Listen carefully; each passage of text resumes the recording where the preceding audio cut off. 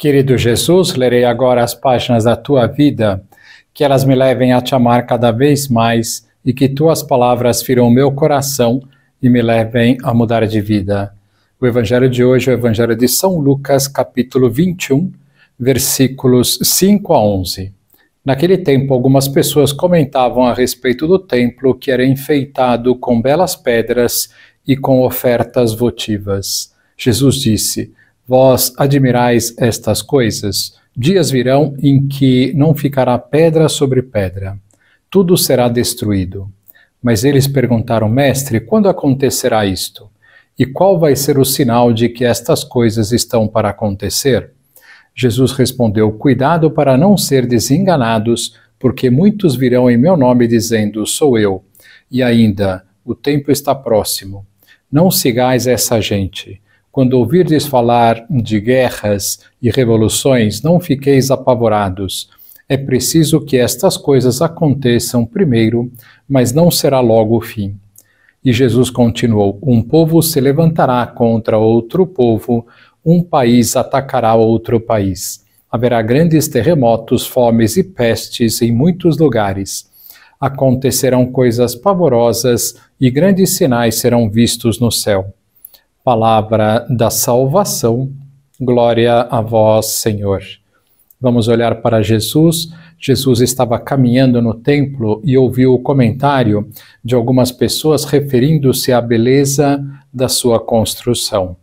Jesus aproveita para falar do fim dos tempos, onde surgirão falsos profetas e falsos messias, e que nesse período haverá guerras, terremotos, fomes, pestes e coisas pavorosas e grandes sinais serão vistos no céu. Não sabemos quando será o fim do mundo, porém, os santos nos ensinam que devemos viver como se fosse o último dia da nossa vida. Este conselho nos ajuda muito a estarmos preparados quando Deus nos chamar à sua presença. Façamos, portanto, este propósito de viver cada dia como se fosse o último e de confessar-nos toda vez que cometermos um pecado mortal, para estarmos em estado de graça e assim estarmos preparados para ir ao encontro de Deus. Continuando a nossa série sobre a caridade, na semana passada falamos de uma virtude anexa à caridade, que é apostar nas pessoas. Hoje vamos falar na virtude de saber ceder. A este respeito, lembro-me de uma ocasião que fiz um passeio de barco na Ilha Grande junto com uns amigos. Os donos do barco eram um casal que o alugava e acompanhava o passeio. No final do dia, ao entrarmos no barco para a volta, o casal começou uma discussão sem fim. A esposa achava que o marido não deveria ter esperado para chegar até o pier para recolher-nos, e o marido achava que tinha que esperar para dar prioridade aos barcos dos moradores da ilha. Era impressionante ver como não paravam de discutir sobre aquela questão. Ninguém cedia na sua opinião. Lembro-me também de outra história contada por um amigo que trabalhou um tempo como vendedor. Batendo à porta de uma casa, conheceu um senhor que, logo no primeiro contato, manifestou um espírito piadista. Este amigo ficou um pouco desconfiado, pensando que aquilo era uma provocação, mas logo percebeu que fazia parte de um espírito alegre e bem-humorado. Depois de um pouco de conversa, ficou curioso e perguntou a este senhor o que o levava a ser tão bem-humorado. E ele explicou que uns anos atrás, vendo a dificuldade no relacionamento com sua esposa, onde muitas vezes as coisas ficavam tensas, em pé de guerra, e cansado de ver isto se repetir continuamente, pensou que há duas posturas que se pode ter na convivência: ter razão ou ser feliz. Pois é, dizia aquele senhor, a partir daquele dia decidi que o melhor é ser feliz, ver as coisas do lado positivo e deixar muitas vezes a razão de lado. De fato, este senhor fez uma descoberta interessante. Por que querer ter razão sempre? A convivência entre as pessoas, o casamento, não é um ringue onde se disputa quem está certo. O âmbito do certo ou errado é o âmbito da justiça. Porém, o que deve pautar na convivência e no casamento não é a justiça, mas o amor.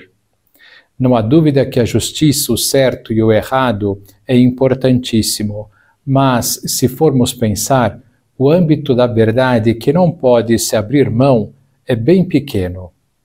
A maior parte da realidade do dia a dia pertence ao reino das verdades sem muita importância, do tanto faz. Tanto faz ser de um jeito ou de outro. Tanto faz se vamos assistir um filme ou outro. Tanto faz se vamos fazer um passeio num lugar ou no outro. Tanto faz se hoje vamos sair de casa ou vamos ficar em casa, etc. Como dizia, há um campo muitíssimo pequeno de coisas que não se pode abrir mão.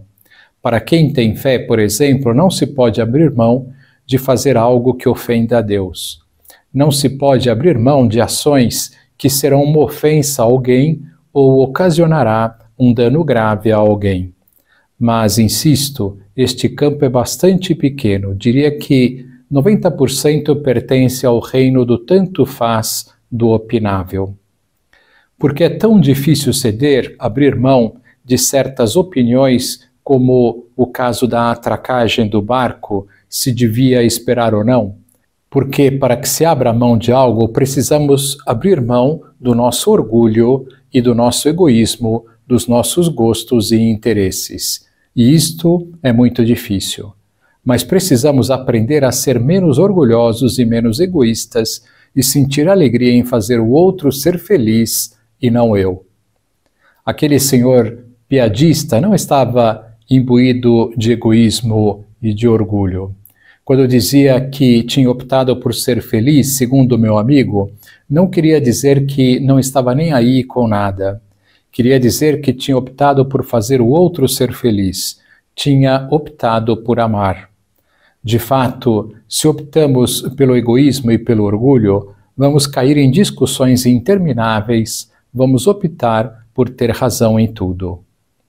Que lição nós podemos tirar destas considerações? Que esta reflexão seja ocasião para pensarmos qual é a postura que temos tido na convivência.